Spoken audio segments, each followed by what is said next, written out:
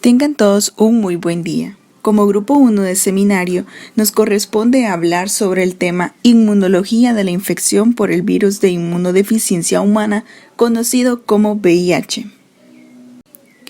Cuando hablamos de la primera infección por el virus de inmunodeficiencia humana, nos remontaremos al año 1981. El primer aislamiento de este virus fue realizado el año 1983 por Barré-Sinoussi y colaboradores del Instituto Pasteur de París. Hasta el momento, se estima que alrededor de 60 millones de personas se han infectado con este virus y más de 30 millones de ellos han muerto a causa del SIDA. El VIH es un virus que causa el SIDA.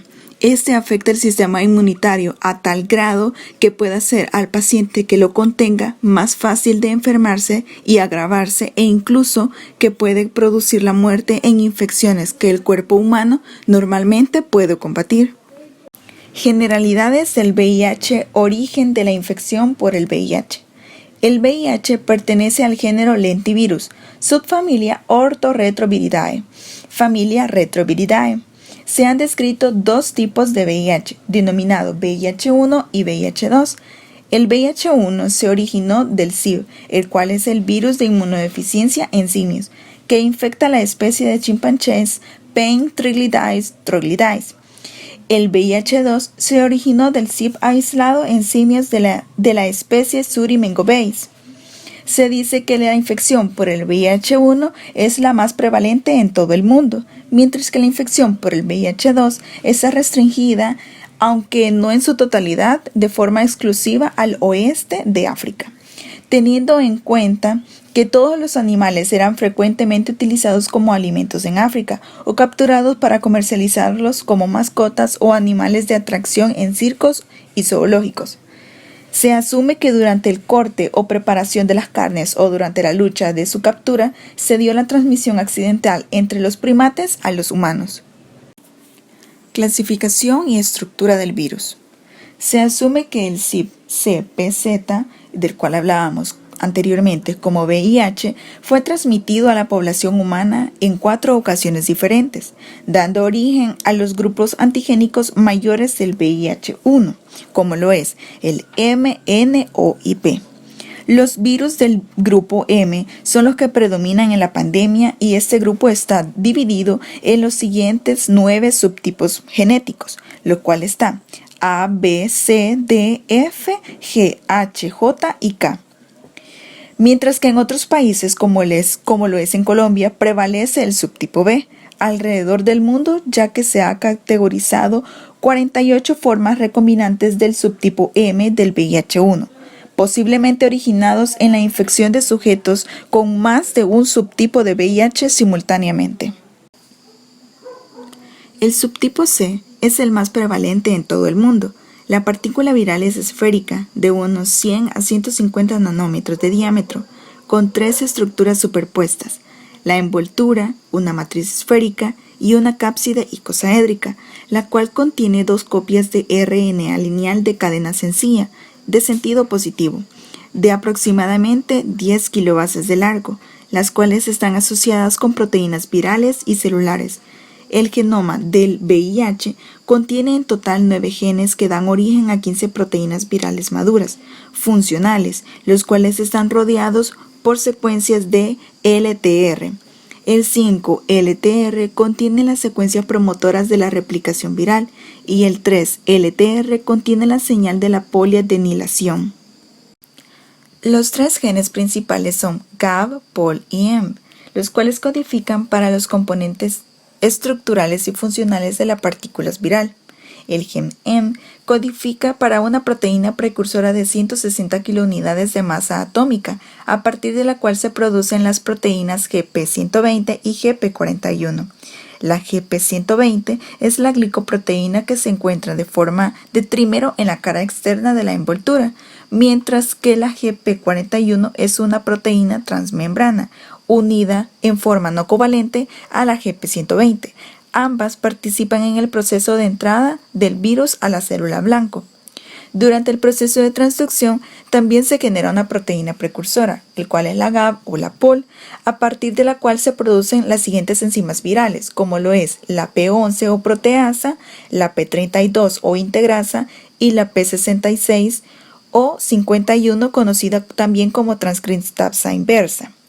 El gen CAB codifica para la poliproteína precursora P55, a partir de la cual se generan las proteínas de la cápside y la matriz.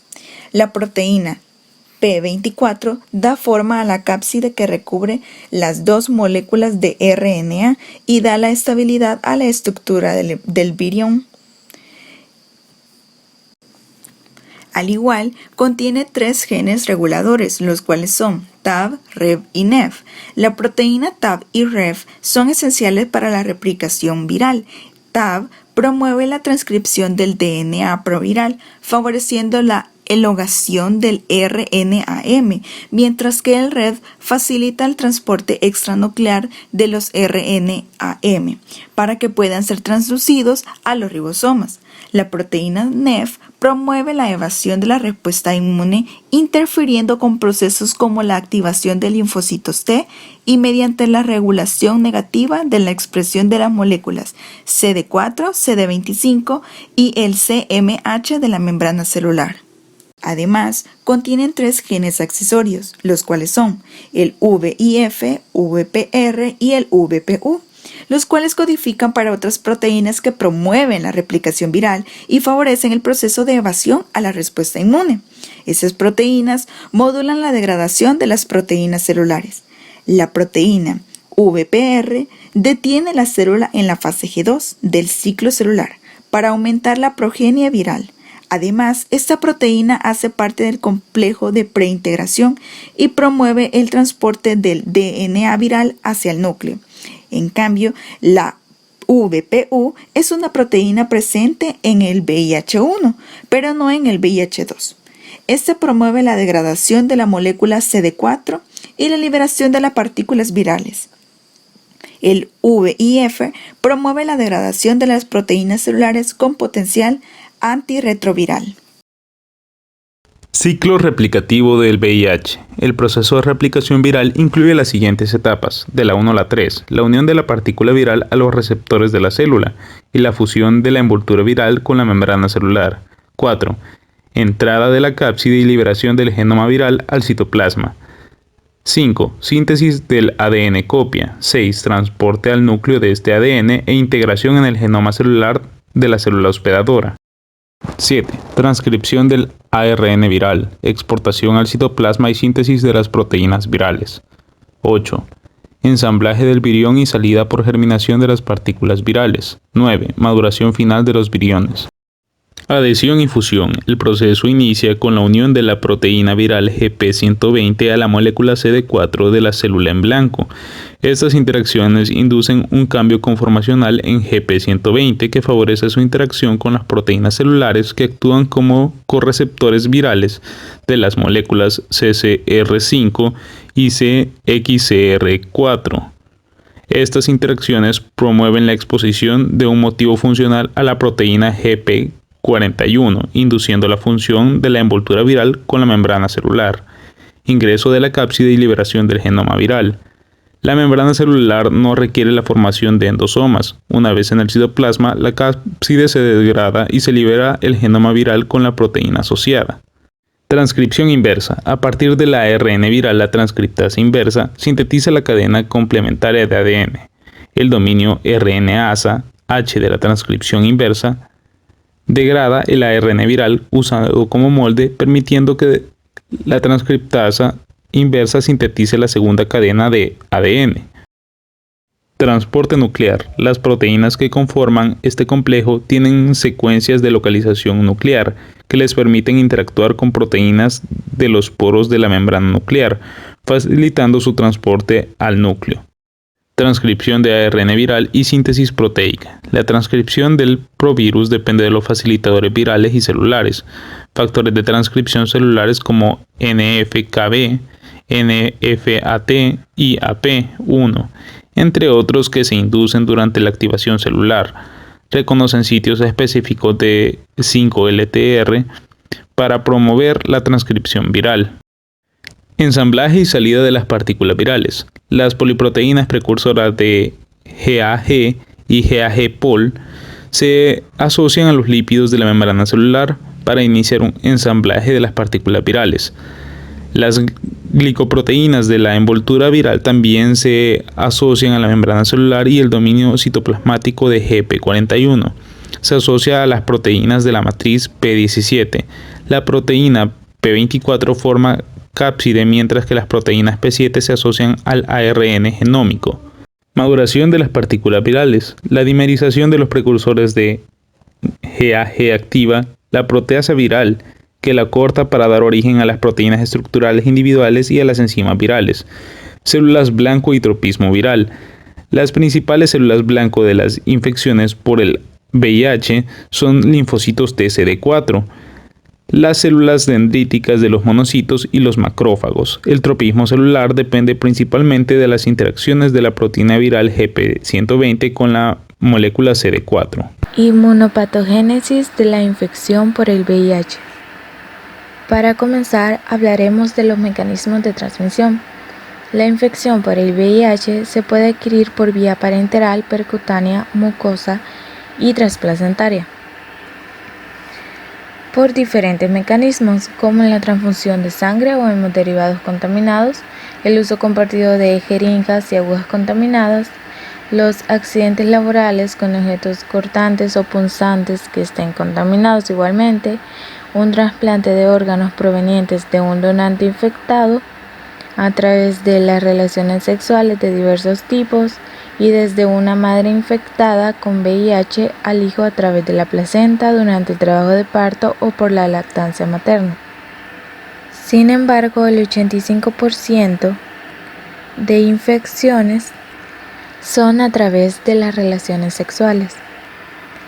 Y cabe destacar que no se ha logrado demostrar casos de transmisión del VIH por besos, a través de la saliva, lágrimas o sudor, y definitivamente no se transmite por mosquitos, agua, alimentos, saludos de mano o abrazos.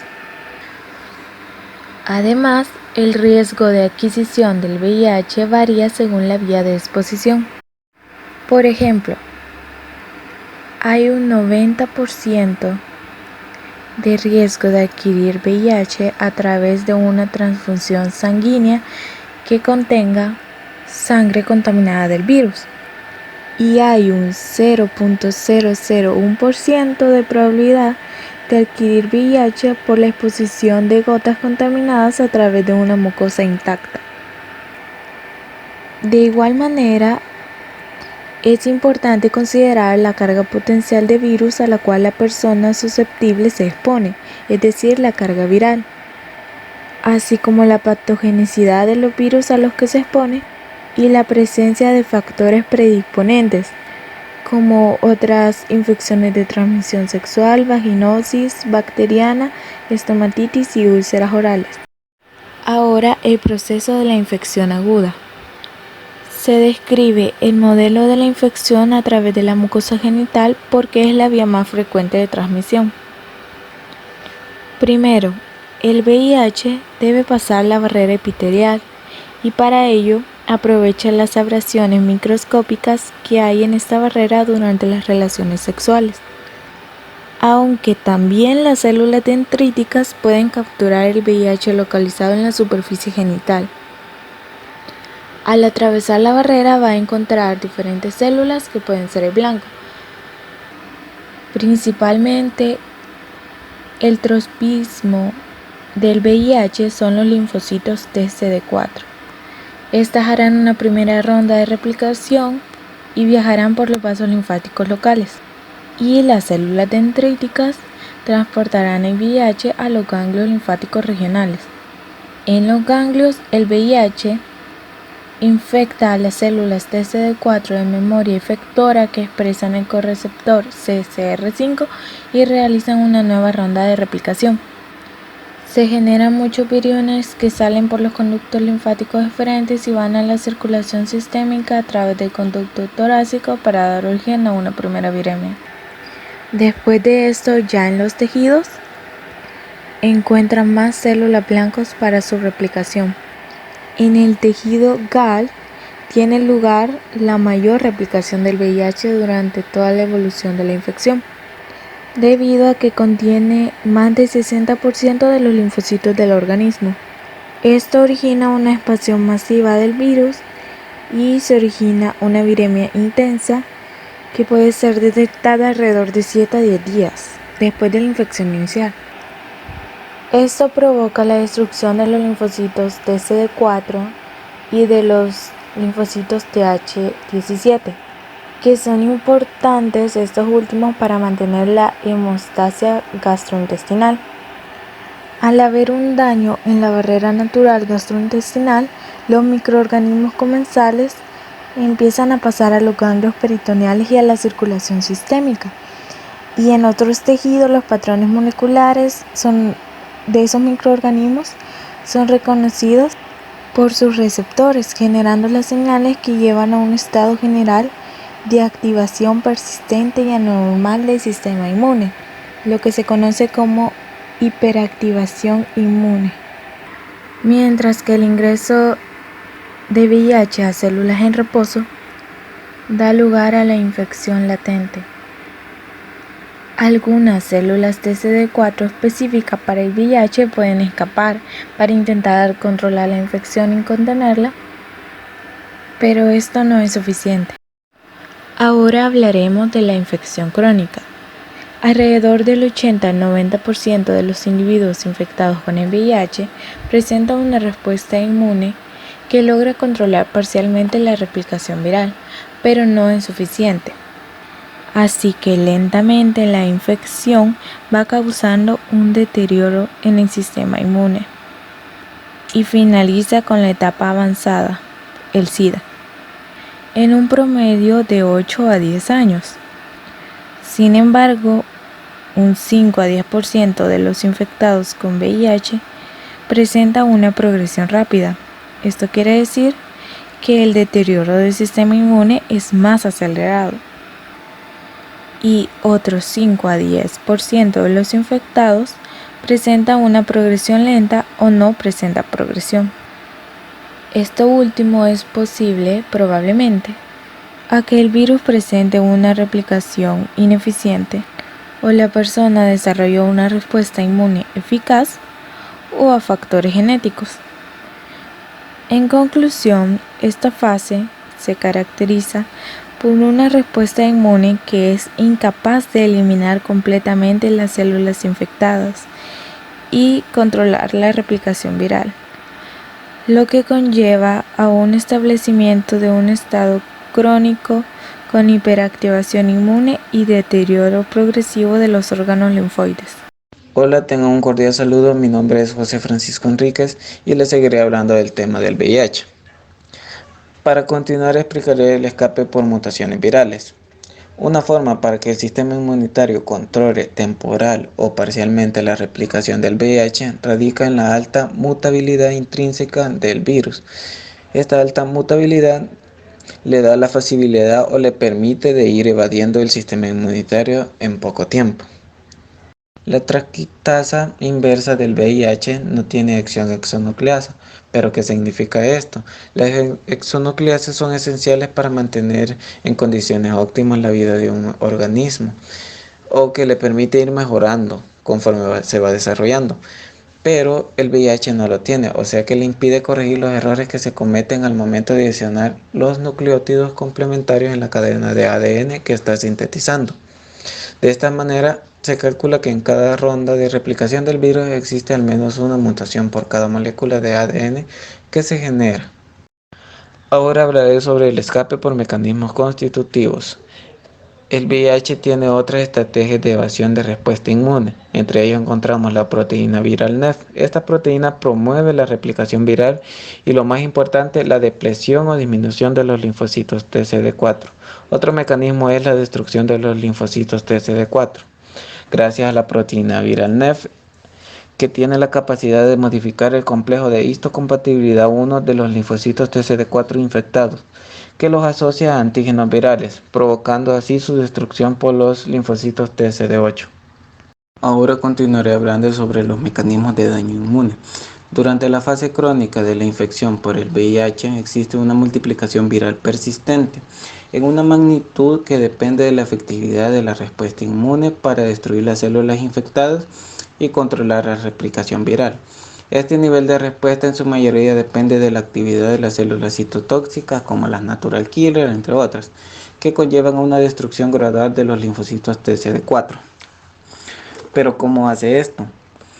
Como mencionamos anteriormente, el VIH contiene proteínas con la capacidad de modificar células del sistema inmune, en este caso los linfocitos TCD4, modificando el complejo de histocompatibilidad 1, dejándolas como células enemigas para las otras células del sistema inmune, en este caso células citotóxicas. Debido a esto es que el sistema inmune se ve dañado. Activación inmune en la infección por HIV. La activación crónica del sistema inmune tiene un papel central en la patogénesis de la infección por el HIV, siendo ahora este el predictor más fiel del curso de la infección por el HIV, anteponiéndose así al recuento de células TCD4 y a la carga viral.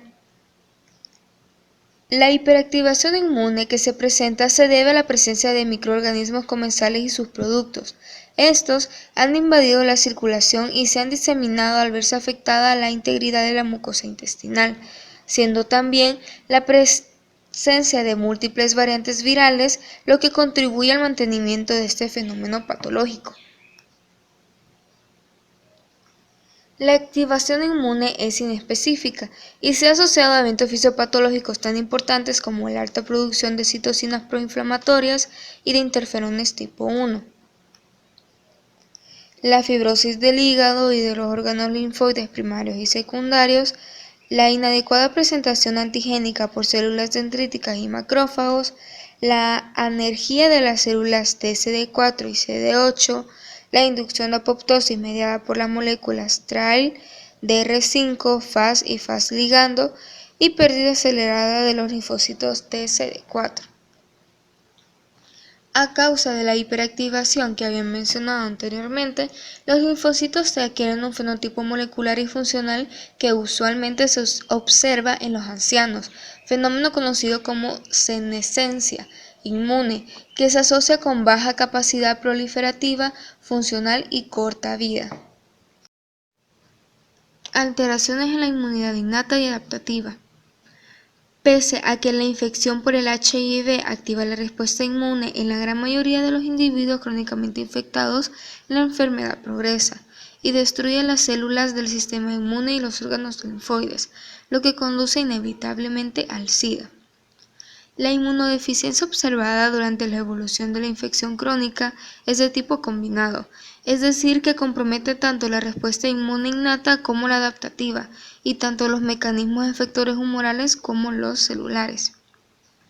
En la tabla se nos presenta alteraciones cuantitativas y funcionales de la inmunidad innata y adaptativa durante la infección por el HIV.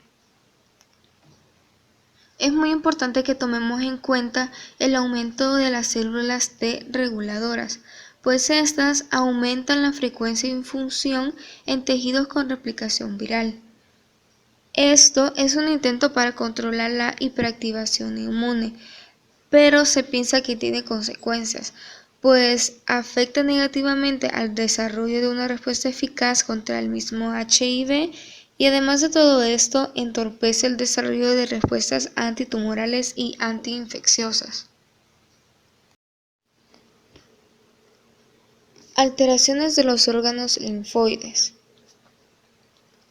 Existen varios factores que contribuyen a la destrucción progresiva de los órganos linfoides primarios y secundarios durante la fase crónica de la infección.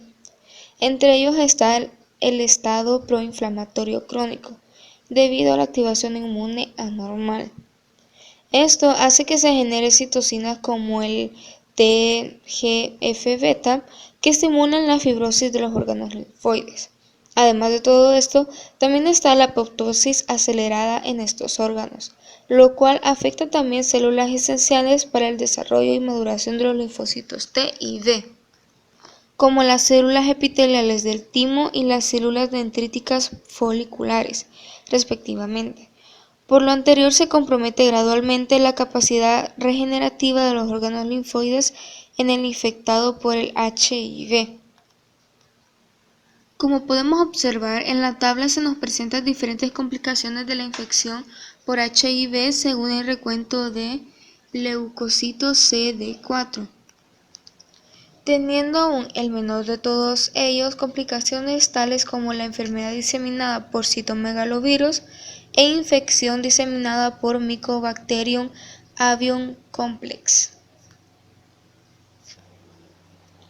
El deterioro de los órganos linfoides se considera hoy uno de los eventos patológicos más graves derivados de la infección crónica con el HIV, pues aún después de recibir por largo tiempo una terapia antirretroviral supresora de la replicación viral, no se presenta una adecuada reconstrucción del sistema inmune.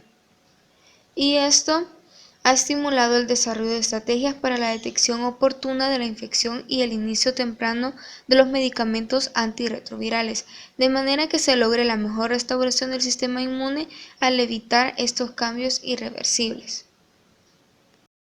Ahora hablaremos sobre la evolución clínica de la infección por el VIH.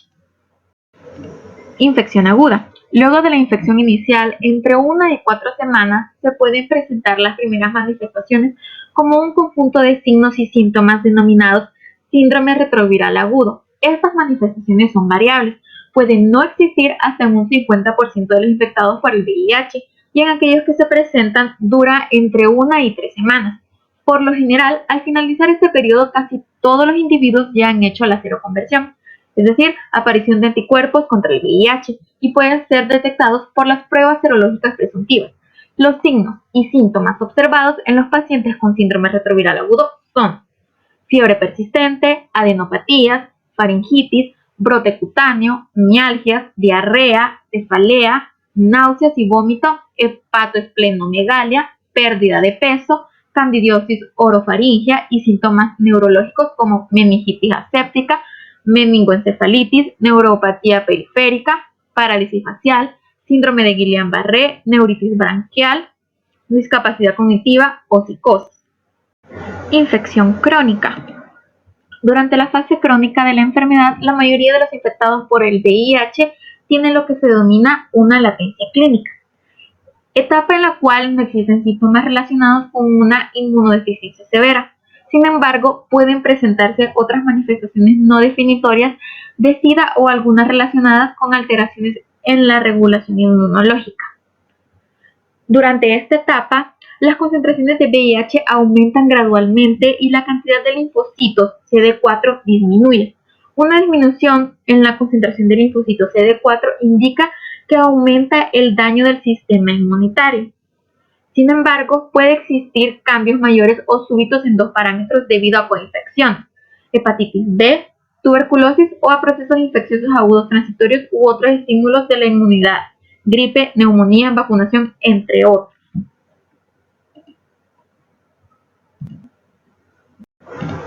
Como una ayuda para controlar la evolución clínica de los infectados por el VIH, los Centros para el Control y Prevención de Enfermedades de Atlanta establecieron hace más de 20 años unos parámetros de clasificación definidos por categorías de acuerdo con el recuento de las células CD4 y las manifestaciones clínicas, como lo podemos ver en la tabla.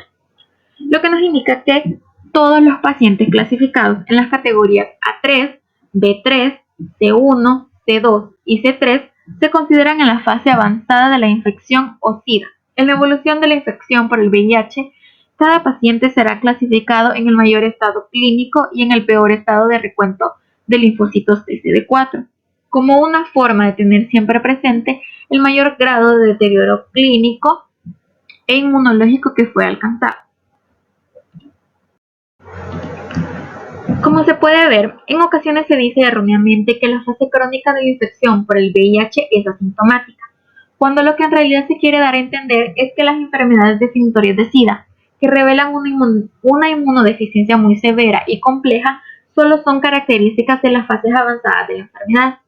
Por eso, en muchos pacientes asintomáticos es común encontrar una linfadenopatía persistente generalizada, que indica replicación activa del VIH en ganglios linfáticos, infecciones como candidiasis oral y herpes zóster, y manifestaciones de inadecuada regulación inmune como la trombocitopenia y anemias hemolíticas. Las manifestaciones clínicas que se consideran de esta categoría son la angiomatosis basilar, la candidiasis orofaringea, la candidosis vulvovaginal persistente o que no responda adecuadamente a los antimicóticos orales, la displasia moderada severa y el carcinoma in situ del cuello uterino. Los síntomas constitucionales, como fiebre y diarrea de más de un mes de duración, leucoplasia vellosa oral, más de 2 episodios de herpes zóster o un episodio que comprometa más de un dermatoma, púrpura trombocitopénica idiopática, listeriosis, enfermedad inflamatoria pélvica, en especial si se complica con absceso tubo-ovárico, neuropatía periférica. Todo lo anterior indica que, en realidad, luego de la infección aguda por el VIH, existe un complejo conjunto de manifestaciones clínicas, desde leves hasta severas, que está directamente relacionado con el tiempo de evolución de la enfermedad y con el grado de destrucción del sistema inmune, reflejado con el recuento de los linfocitos TCD4 en sangre periférica. En este sentido, es importante dejar claro que hoy en día la infección por el VIH es considerada como una enfermedad multisistémica y no solo una infección caracterizada por la destrucción progresiva de los linfocitos TCD4 con inmunodeficiencia severa. Otros tejidos susceptibles al VIH. El VIH puede infectar otros linfocitos T que no expresan CD4, los CD8 o citotóxicos, las células T gamma delta, los linfocitos B macrófagos, células dendríticas, células natural killer, megacariocitos, células madres pluripotenciales, promielocitos, células dendríticas foliculares, células del epitelio tímico y células endoteliales de la médula ósea. En el sistema nervioso se infecta por el VIH los astrocitos, la microglia, los oligodendrocitos, células de plejos coroides, células ganglionares y células del endotelio de la barrera hematoencefálica. También se ha demostrado la infección del miocardio, las células tubulares renales, la membrana sinovial, el endotelio de los sinusoides hepáticos, las células de Kupffer, los fibroblastos, las células del epitelio columnar, las células de Globet, las células enterocromafines, los fibroblastos de la pulpa dental y de los pulmones, las células adrenales, el trofoblasto, la retina, la próstata, los testículos, la uretra y las células epiteliales del cuello uterino, entre otras. Como consecuencia del compromiso de tan diversas células y tejidos, durante la fase crónica de la infección por el VIH se pueden encontrar diversas manifestaciones hematológicas como anemia, púrpura trombocitopénica, neutropenia, linfomas, neurológicas como miopatía, mielopatía, polineuropatía, desmielinizante, mononeuritis, neuropatías sensoriales y trastornos neurocognitivos y motores, psiquiátricas como desórdenes bipolares, trastornos del sueño, delirio, depresión y desorden obseso compulsivo, intestinales como dolor abdominal recurrente, diarrea recurrente y crónica con mala absorción, pancreatitis y fibrosis hepática, renales como nefropatía asociada a VIH, glomerulonefritis mediada por inmunocomplejos y nefropatía membranosa y cardiovasculares y pulmonares, entre otros.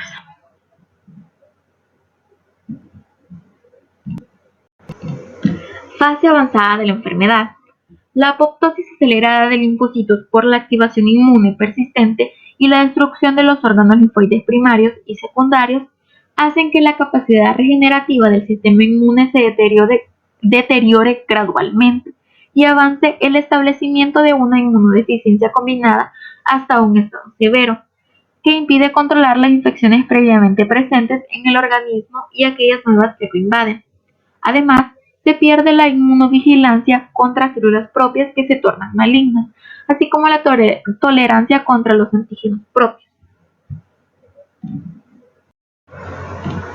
En esta fase avanzada de la infección por VIH o SIDA se encuentran las manifestaciones más graves de la enfermedad y agrupadas como enfermedades definitorias de SIDA, como neumonía por neumocitis, jerobesis, síndrome de desgaste asociado a VIH, candidosis del esófago, tráquea, bronquios o los pulmones, sarcoma de Kaposi, infección por Mycobacterium tuberculosis pulmonar, infección por Mycobacterium tuberculosis extrapulmonar, enfermedad por citomegalovirus, retinitis o de un órgano diferente a hígado, vaso o nódulos linfáticos, herpes simple con úlceras mucocutáneas crónicas de más de un mes o bronquitis, neumonitis o esofagitis, demencia asociada a VIH, discapacidad cognitiva y o otra disfunción que afecte las actividades ocupacionales o de la vida diaria, criptococosis extrapulmonar, neumonía bacteriana recurrente, más de 2 episodios en un año, entre otras.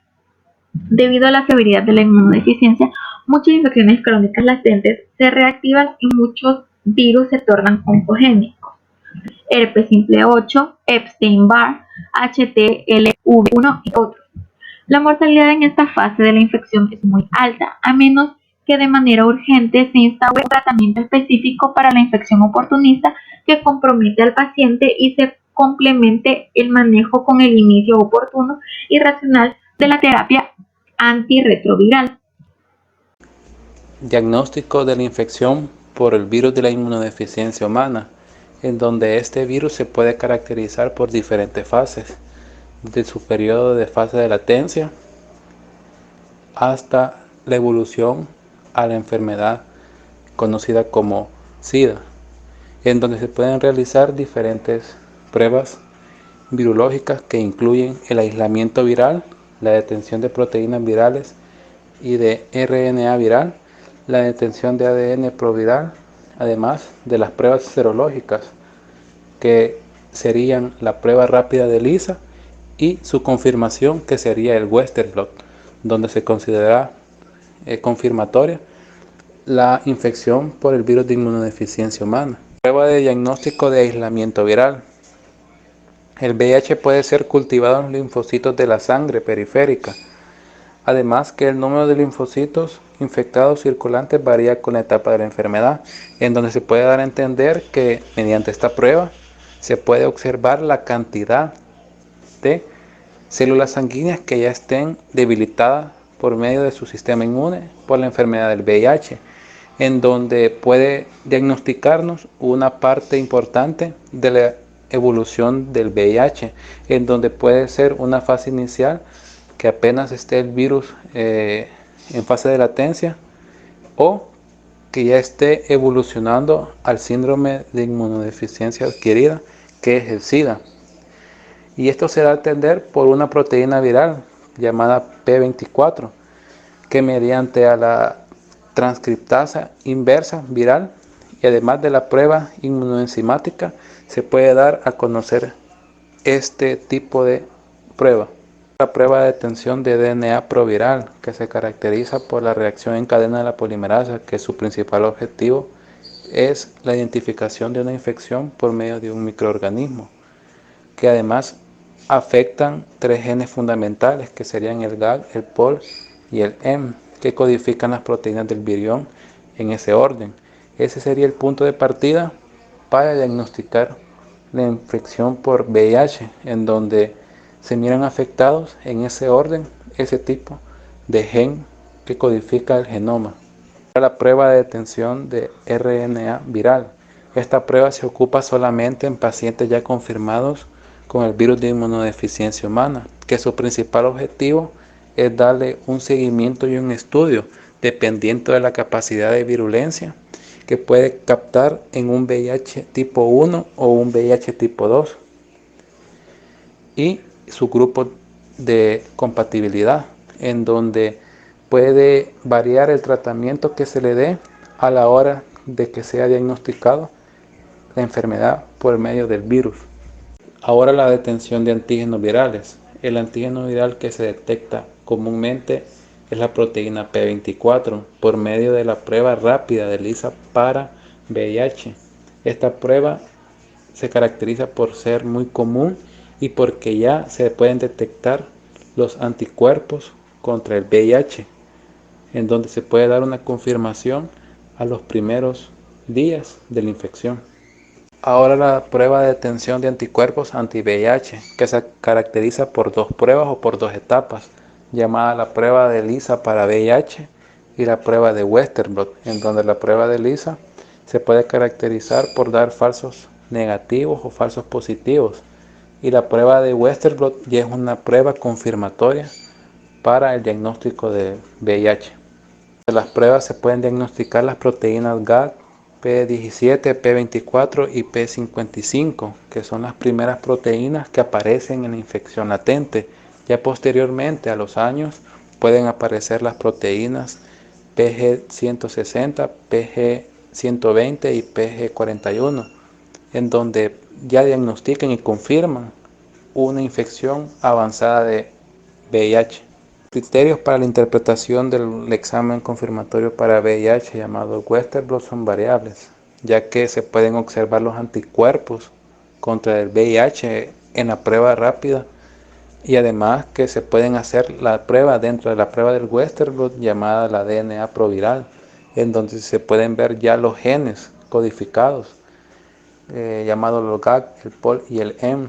Además que las proteínas P24, dado así una envoltura a otras proteínas como las PG41, las PG120 o las PG160 en una fase muy avanzada, si no se diagnosticada en los primeros años de infección, dando así que sería muy variable el diagnóstico de Westerblot, y por eso es una prueba muy segura, ya que se miran diferentes tipos de la infección con diferentes pruebas confirmatorias ya, como sería la DNA proviral mencionada anteriormente.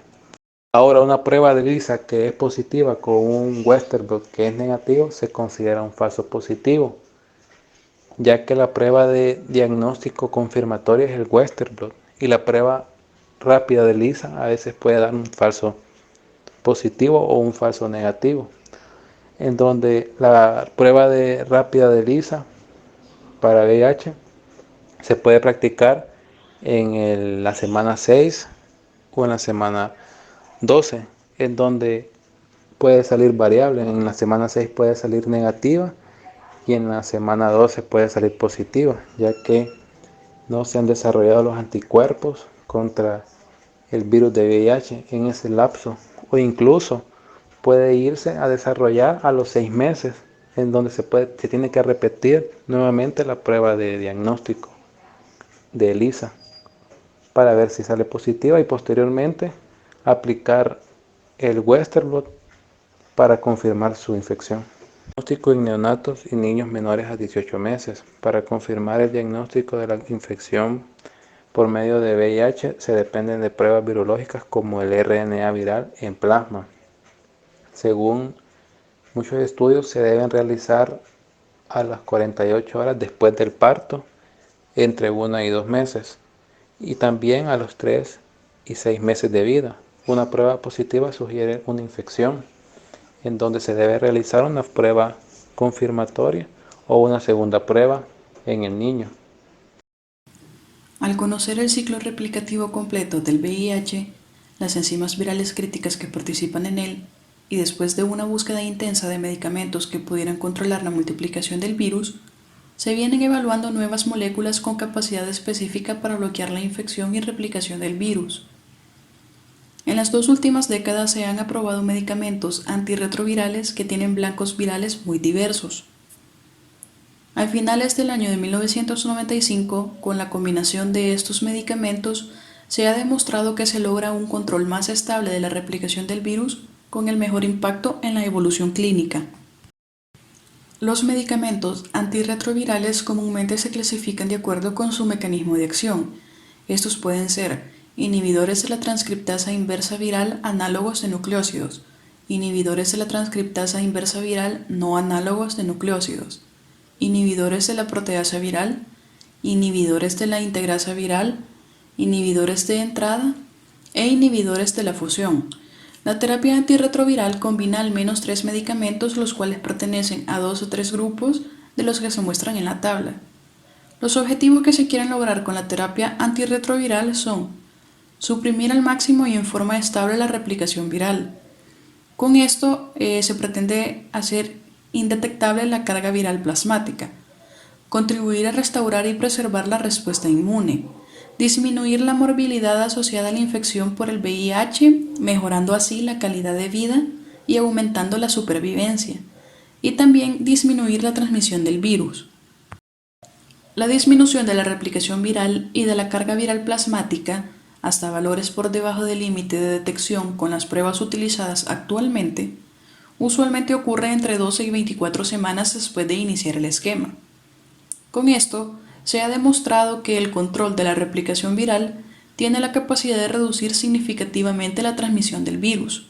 Además, existe evidencia contundente de la disminución sustancial de la frecuencia de enfermedades definitorias de SIDA, de las neoplasias en pacientes con el virus de la inmunodeficiencia humana y de la morbilidad general. Esto se traduce en una mejor calidad de vida y en un aumento en la supervivencia para el paciente. Un punto importante a aclarar es cuándo debe iniciar la terapia antirretroviral, y esta debe iniciar en todo adolescente o adulto infectado por el virus de la inmunodeficiencia humana que está en alguna de las siguientes situaciones. Si el paciente ha evolucionado hasta la fase de SIDA, si se presenta un recuento de células T-CD4 menor de 500 sobre microlitro, en las embarazadas infectadas por el VIH, en pacientes coinfectados con el virus de la hepatitis B que requieren tratamiento para esta infección hepática, en pacientes con nefropatía asociada al VIH y en sujetos VIH positivos cuya pareja sexual estable no está infectada con este virus. Además, en los niños infectados por VIH se debe iniciar tratamiento en todos aquellos que tengan menos de 5 años y en los mayores de esta edad que tienen menos de 500 células TCD4 sobre microlitro de sangre. En cuanto a las limitaciones de la terapia, tenemos que el uso crónico de medicamentos antirretrovirales en pacientes infectados con el VIH se asociaba con problemas como falta de adherencia, inadecuada tolerancia, estrecho perfil de seguridad con toxicidad y efectos adversos. Además, esto implicaba un alto costo y el desarrollo de virus resistentes que afectaban significativamente su eficacia. Pero gracias al mejoramiento permanente de estos fármacos, actualmente el régimen es mucho más simple, más seguro y mejor tolerado para el paciente.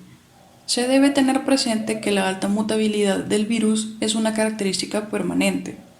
En presencia de los medicamentos antirretrovirales y si no existe una adecuada supresión de la replicación viral, empiezan a predominar y a acumularse aquellas variantes que tienen mutaciones. Estas variantes le confieren resistencia a los medicamentos antirretrovirales. Es importante recalcar que no hay una cura definitiva para esta infección. Sin embargo, esta terapia antirretroviral permitió cambiar la evolución clínica de la infección por el virus de la inmunodeficiencia humana. Se ha incrementado notablemente el interés por desarrollar estrategias terapéuticas dirigidas a lograr una cura definitiva para la infección.